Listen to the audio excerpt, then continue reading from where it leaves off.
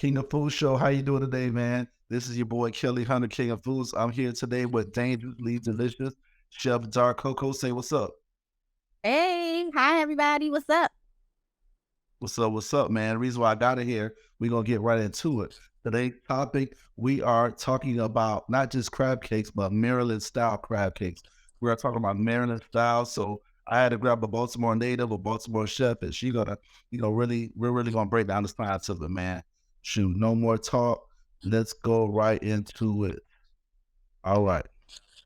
So first question is, Chef, I would want you to just break down a full recipe of Maryland style crab cake. Go ahead and just break down the recipe for us. So, a Maryland style crab cake can be classified into two different styles within itself, right? So there's the restaurant style, and then there is a boardwalk style. The biggest key to a Maryland style crab cake is that it's a blue swimming crab, and that's just very plentiful along the Chesapeake Bay. So anybody like Baltimore claims it. It's our claim to fame. We love it. That's what we're known for. But literally, it's just because we're on the Chesapeake Bay. So to have a Maryland style crab cake, technically, that's the only thing. But it's in the preparation is what sets it different from any other crab cake. If that makes any sense. The blue swimming crab, the way it's produced, the way it hibernates, is plentiful in the Chesapeake Bay. We don't have to go very far. Like, you can literally drive down any major bridge in the city and see older men, generations of older men crabbing, because that's how plentiful they are. And the meat is very, very sweet, very delicate. It don't need to be messed with a lot to get the true flavor out of it. And that's kind of like the biggest thing of a Maryland style crab cake. Now, there is a Louisiana style crab cake, which I'm watching your footage. You kind of make a Louisiana style crab cake, which is not bad. It's just not a Maryland style crab cake. So, like, break down the difference in ingredients. So first and foremost, what we know, a crab cake is just strictly crab. It's really simple. It's just crab meat.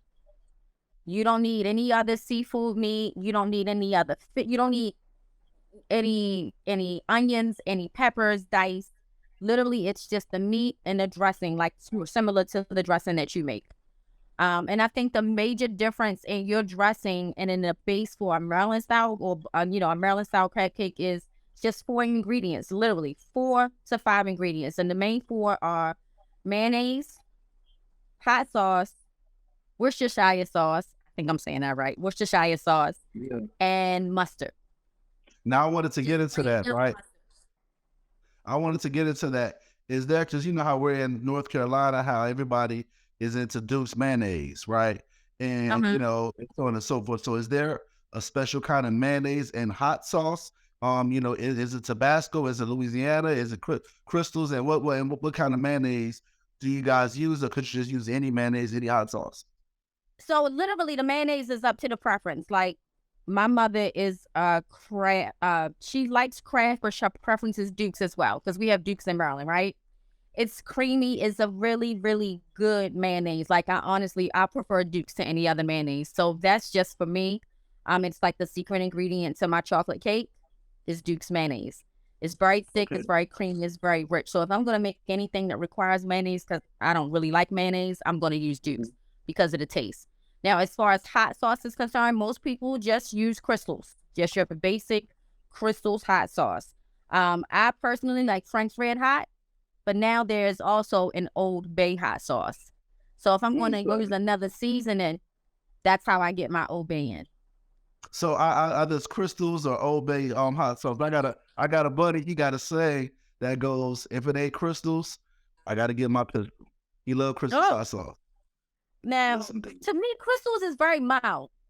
And I guess that's why you want to use it. That's why you want to use it in a crab cake, because the meat is so sweet and delicate.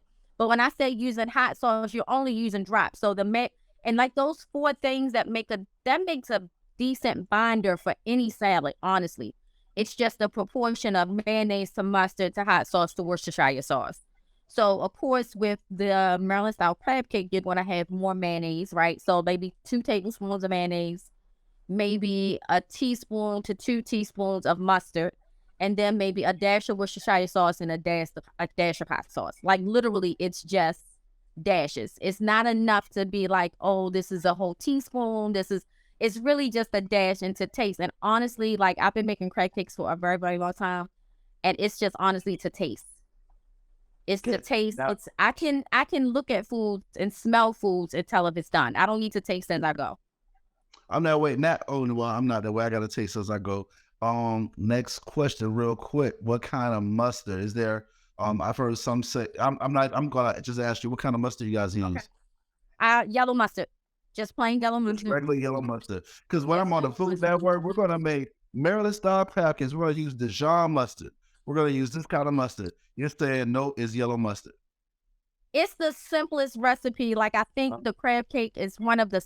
Sometimes some things can be so simple that we overthink it, right? Like we were like, oh, I'm going to do this and make it stand apart from everybody else, or mine going to be the best because I'm gonna add this to it. And literally, if you just check your ego at the door and just let Mm, the crab meat is the star, right? mm, The crab meat should be the star. So if you have mm. really good quality crab meat and it's fresh, pretty much that's what's gonna make it. I'm Yeah. gonna flip flop a little bit, right? Okay. There's an old saying that says it's not about the wand, it's about the wizard, right? So with that being Right. said, it's simple, right, to make. However, you got to know what you're doing. So with that being said, when it comes to the crab meat, do you get lumpy crab meat? Lump, Um, lump, like lump, and then lump. why? That's it. And then also why lump? And then when you're putting it together, why do you have to make sure that it's lumpy instead of as far as pulls? I So wanted you to break that down a little bit. for the science of a crab cake, I don't I do a restaurant style crab cake. I don't use any filler at all.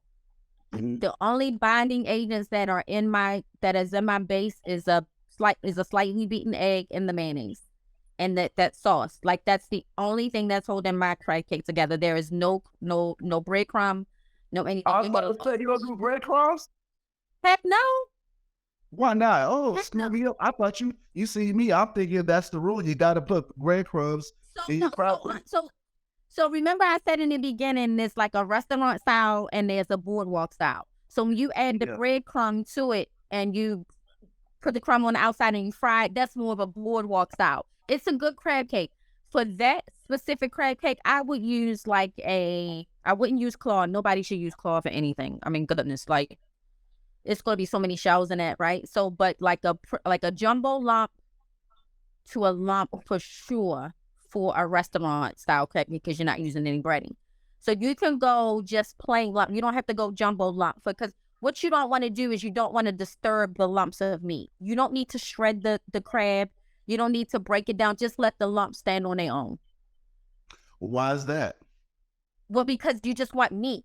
You just want pieces of meat. So you know how we talked about how you pick through the crab to get that little bit of meat out. Somebody took the painstaking task of doing that for us. Why we Yeah, want to break that out? Just let it be what it's going absolutely, to be. absolutely. The integrity of the crab is still in place. The taste is there, and I sprinkle my crab meat before I add it to Mm. the mixture. Do you fry it? Do you broil it? Do you bake it? Like, what is Maryland style? Like you said with me, I just made crab cakes, so I wasn't quite sure, but I broiled it. But like, what is the Maryland style way to make crab cakes?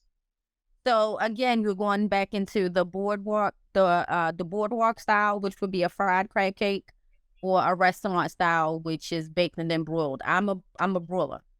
I like to see Okay. the lumps of crab meat, and I just like it to, and it's barely holding together. Like when you go to Maryland or you ever go to Baltimore and you get a crab cake, like even if you order one, like it's just lumps of meat sitting in a cake, and it kind of falls apart, and it's okay. It's okay if it No, falls apart. barely holding together like that. The egg is holding on for dear life. The Oh egg and man. the mayonnaise. And the mayonnaise. Now you could Yeah. use a little bit more mayonnaise if you wanted to, but the egg is I'm just not a proponent of filler. I like to let the food speak for itself, especially if it's great quality. Like that's the chef's kiss, right? the quality of the food. You should not be skimping on your ingredients when it Mhm. comes to a crab. And you can't use it's got to be fried. Like seafood in general, you play around with, mess around and find out you're gonna be on the toilet if you mess around with some bad seafood. So you want to make sure you use quality. And when you have a quality ingredient, like honestly, that's really all you need. Crab cakes are really simple, and I just think we overdo it. We just overplay it. Sometimes we overthink it because we want to do something better, and that's fine. But don't call it a crab cake. You gotta call it something else.